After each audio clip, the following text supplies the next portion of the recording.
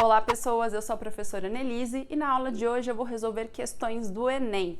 Bora pra aula?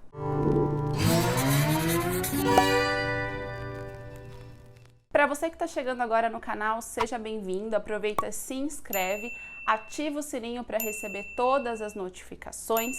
Tem vídeo novo toda quinta-feira, às 7 horas da noite. Aliás, uma novidade aqui para esse mês de novembro e que eu já vou começar a falar aqui com vocês é que durante todo esse mês, todos os vídeos do canal serão dedicados à resolução de questões do Enem na área de História. Então eu selecionei algumas questões de temas que são os principais temas exigidos pelo Enem, aqueles que mais caem, né, aqueles que mais apareceram durante os últimos anos. Selecionei 2 questões de cada tema e vou resolver para vocês com comentários e com dicas. Então, a partir desse vídeo, a partir aqui de todo mês de novembro, todos os vídeos da quinta-feira serão dedicados ao Enem. Na aula de hoje eu vou resolver 2 questões relacionadas à temática de Era Vargas. Essa é uma temática que o Enem adora, que inclusive caiu assim, apareceu no Enem durante muitos anos seguidos. E eu selecionei 2 questões bem importantes sobre esse período para resolver com vocês. Mas antes de falar sobre isso, eu queria relembrar você que está um pouco perdido aí, que chegou agora, que é ali novato em prestar o Enem, que não entende muito bem como a prova funciona.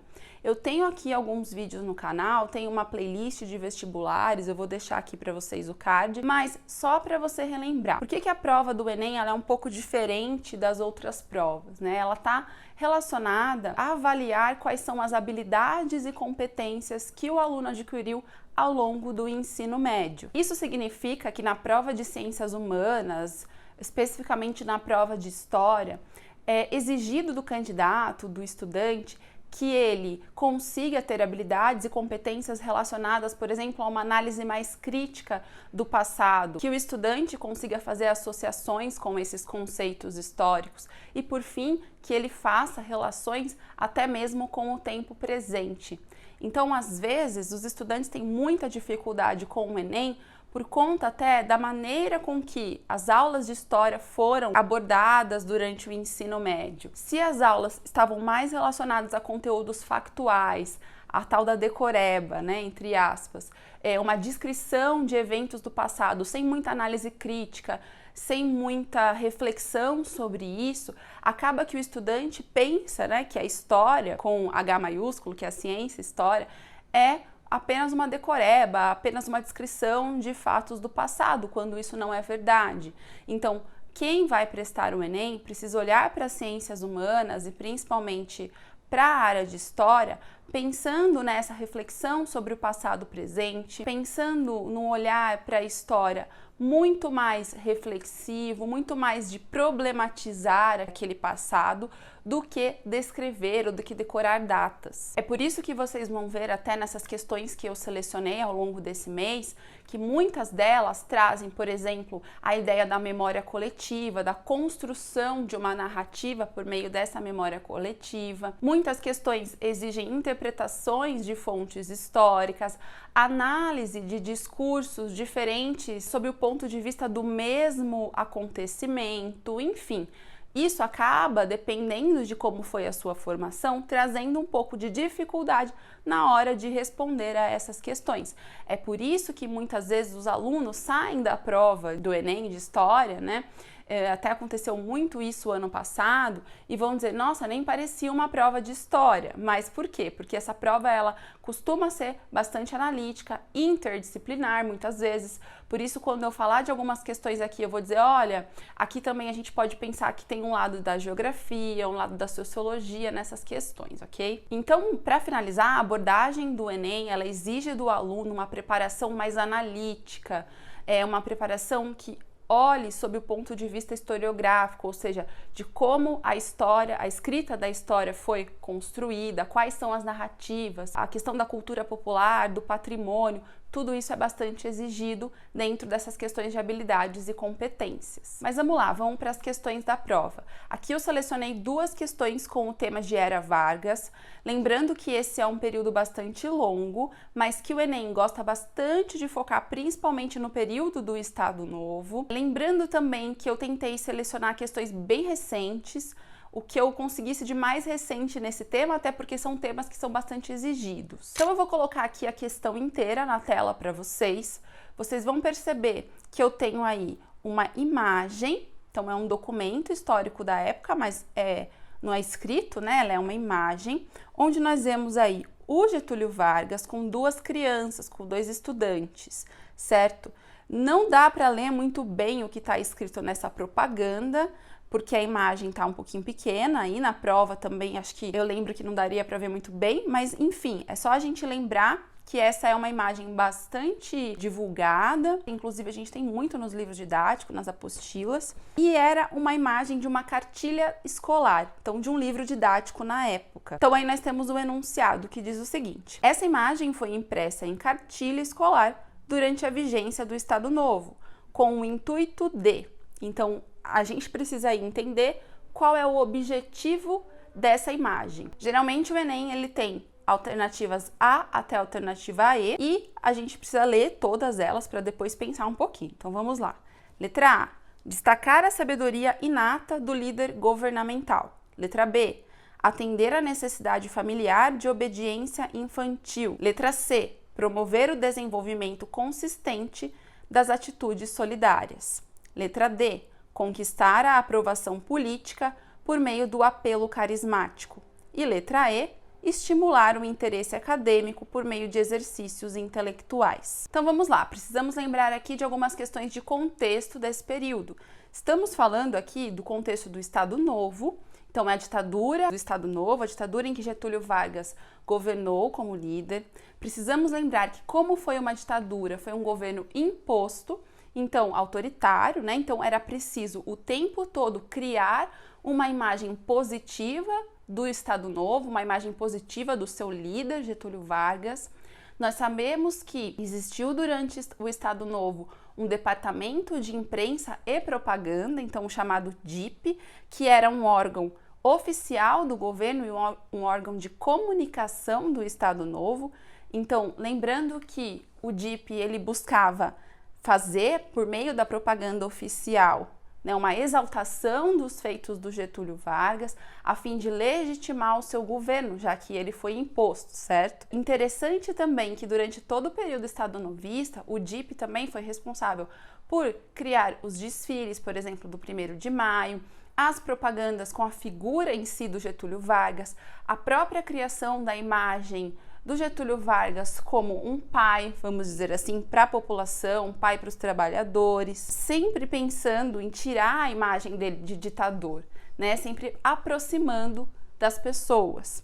Então, a ideia dessas propagandas, né, era de trazer um apoio da população para o governo, já que, como eu disse, era um governo ditatorial. Quando nós pegamos as alternativas, por exemplo, a alternativa A, ela parece até uma propaganda do Estado Novo, né? Destacar a sabedoria inata do líder. Não necessariamente ele está com crianças ali, essa propaganda está inserida dentro do material didático, e se você assinala essa alternativa, fica parecendo que realmente você acredita nessa sabedoria do governante, ou então que você está ali comprando essa propaganda. Então, muito cuidado quando em alternativas de história a gente tem esse sentido.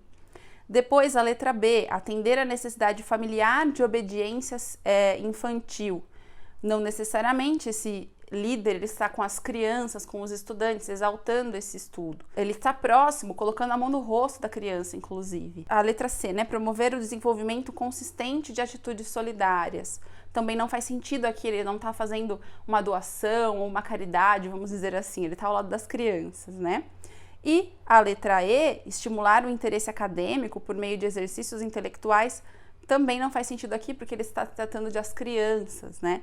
Então, a letra D é a mais adequada, conquistar a aprovação política por meio do apelo carismático. Então, uma questão importantíssima de Getúlio Vargas, para vocês lembrarem, é esse líder carismático, esse líder popular, próximo à população, que entende a população e que está ali para ela, certo? Então, pensando nesse contexto todo de ditadura que eu já expliquei para vocês, a letra D é a alternativa mais adequada. Essa questão do Enem é uma questão de 2018, mas 2017 nós temos outra questão também relacionada à propaganda estadunidense, também relacionada com o DIP. Então, eu vou colocar aqui na tela para vocês essa próxima questão, que é de 2017. Então, diferente da questão anterior, que nós tínhamos uma imagem e o enunciado, aqui nós temos uma análise historiográfica do período. Então, é o texto de uma historiadora, a Maria Helena Capelato, falando sobre a propaganda estadunidense e fazendo uma análise, ok? Por isso, nós temos sempre que prestar atenção no entorno dos documentos. Tudo aquilo que tiver de informação para a gente é importante. Então, aqui a gente tem o título do artigo dela, onde ele foi publicado, enfim. Então, já é importante esse entorno para você entender do que se trata. E aí vem o texto. Durante o Estado Novo, os encarregados da propaganda procuraram aperfeiçoar-se na arte da empolgação e envolvimento das multidões, entre aspas, através das mensagens políticas. Nesse tipo de discurso, o significado das palavras importa pouco, pois, como declarou Goebbels, não falamos para dizer alguma coisa, mas para obter determinado efeito. Então, aqui é uma análise dizendo que não era tão importante, né, as palavras, o que era dito, mas o efeito que aquela propaganda causava nas pessoas. Interessante que ela traz aqui para fazer uma comparação, né, o ministro da propaganda do nazismo, dizendo aqui que não falamos para dizer alguma coisa, mas para obter determinado efeito. Então, ela traz aqui uma das inspirações, vamos dizer assim, da propaganda nesse contexto, principalmente da propaganda política, claro, né? Então, o enunciado diz o seguinte: controle sobre os meios de comunicação foi uma marca do Estado Novo, sendo fundamental a propaganda política, na medida em que visava. Então, esse controle nos meios de comunicação, pensando na propaganda política, ele tinha um objetivo. Qual era o objetivo desse controle, né, dessa propaganda? Então, aqui tem algumas palavras, um vocabulário que, se você não souber, é importante que você entenda o contexto ali naquele momento para você responder, porque visava, aqui, se você não sabe o significado, fica difícil até para você adequar qual seria a alternativa correta, certo? Mas vamos às alternativas. Letra A, conquistar o apoio popular na legitimação do novo governo. Letra B, ampliar o envolvimento das multidões nas decisões políticas. Letra C, aumentar a oferta de informações públicas para a sociedade civil. Letra D, estender a participação democrática dos meios de comunicação no Brasil. E letra E, alargar o entendimento da população sobre as intenções do novo governo. Interessante aqui que a maioria das alternativas, exceto uma, fala da questão de ampliação da divulgação para as pessoas, da democratização da divulgação de informações, de estender a participação democrática das pessoas, sendo que nós estamos falando de uma ditadura, de um governo autoritário e de um governo que tem o controle, a censura, né, dos meios de comunicação. Então não faz sentido, fica incoerente você assinalar uma alternativa que fala de ideias democráticas para um governo ditatorial, para um governo autoritário. Então, essa questão é interpretação, mas também o conhecimento desse período específico, certo? Então, lembrando novamente, como eu disse, o DIP, ele tinha como função controlar as propagandas, né, do governo, porque você precisava dar força, você precisava legitimar e fazer com que o regime estadonovista, a ditadura que foi implantada, imposta, né, de forma autoritária, se tornasse algo ok, algo legítimo para a população. Então, a letra A aqui seria a alternativa mais adequada. Então, conquistar o apoio popular. Então, quando a gente pega aquela imagem da primeira questão, que ele está próximo às crianças, ou outras imagens que nós vemos do Getúlio Vargas, a gente consegue entender que é essa tentativa de tornar forte, legítimo, de tornar, vamos dizer assim, ok, de tornar sensato aquela ditadura. Então, você vai controlando para que os meios de comunicação tenham a mesma mensagem, que não é uma mensagem que vai ser contrária ao governo, tenham a mesma mensagem que não vai falar sobre, por exemplo, críticas ou algo de ruim que esteja acontecendo ali naquele momento. Pelo contrário, né? Ela vai exaltar o governo e todas as suas atitudes, inclusive a figura de Getúlio Vargas. Por isso que a letra A é a alternativa mais adequada. Então aqui nós temos duas questões com fontes históricas diferentes. Na verdade, uma a gente tem ali uma imagem e na outra uma análise daquele contexto. Quando a gente relaciona essas fontes, essa imagem, esse texto, as alternativas e aquilo que a questão pede, fica mais fácil da gente entender. Mas se você não tem o conhecimento, vamos dizer assim, do processo histórico do Estado Novo e daquilo que envolve aquele governo, fica muito difícil você entender do que se trata, certo?